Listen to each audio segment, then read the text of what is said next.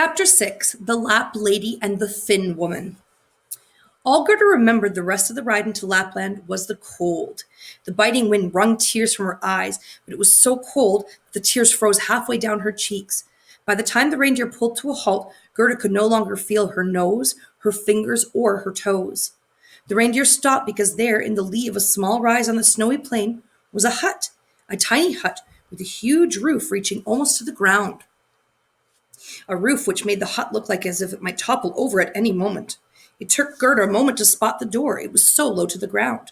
The door opened, and a hand waved her in. Gerda had to crawl on her hands and knees to get inside. It was an even greater struggle for the reindeer. A skinny old woman grinned at them from beneath her furs. "What brings you here at such ferocious speed?" she asked. Gerda's teeth were chattering so hard she couldn't possibly answer, so the reindeer spoke for her. He told the Lap lady how he had been imprisoned by the bandits and how Gerda had helped him escape.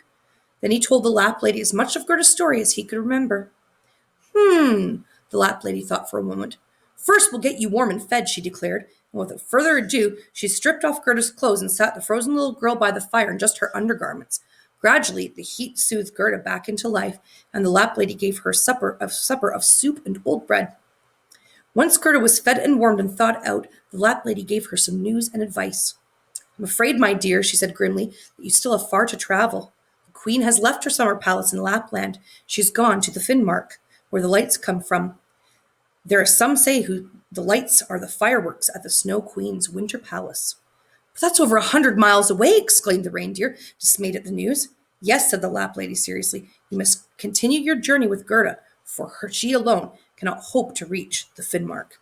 The reindeer bowed his head in agreement, but he looked sad that he would have to wait a little longer for his play in the snowfields of Lapland. The Lap lady took a piece of dry cod from the shelf. "I shall write a note on this piece of cod. Take it to the Finn woman who lives at the edge of the Finnmark. She is better able to give you advice on how to reach the palace."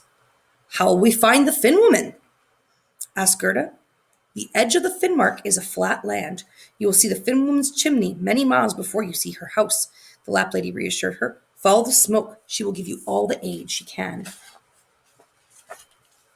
The Lap lady waved them on the next morning, and tired but determined, Gerda and the reindeer were set off on the last leg of their journey. The Lap lady's advice was sound. As they drew closer to the Finnmark, they saw the tendrils of smoke curling into the clean winter air. Soon they could see the top of a tall chimney, and before long a strange round house came into view. When they got close, they saw that the house was made of blocks of snow and ice and had no door. Gerda stood on the reindeer's back and knocked on the chimney. There was a small gust of wind, and Gerda toppled from the reindeer's back. When she sat up, instead of finding herself dumped in the snow, Gerda realized that she was actually inside the Finn woman's house. There was a great crackling fire underneath the huge cooking pot, and there was a huge cooking pot in the center of the one-roomed house, and already Gerda was sweltering under her warm clothes. The Finn woman, a stout lady with very little hair, was wearing next to nothing. She helped Gerda struggle out of her furs and sat her by the fire when she read the Lap lady's cod letter. The Finn woman read the letter 3 times and muttered, "Waste not, want not," and with that she threw the cod into the cooking pot. "So you want the help of a feeble old woman, do you?" she asked with a glint in her eye. "Ah, but we know that you are no feeble old woman," replied the reindeer. "With your magic, you can bind the winds, tie them in a knot, and release them at your will. It is said that sailors bring you old books and scrolls in exchange for the knowledge of the winds." The Finn woman smiled at this. "And how will the winds help this little girl?" "They won't," admitted the reindeer, "but surely someone with your powers could give her the strength of 10 men to fight the Snow Queen." The Finn woman just snorted at this, turned around and pulled a scroll from the shelf and started reading.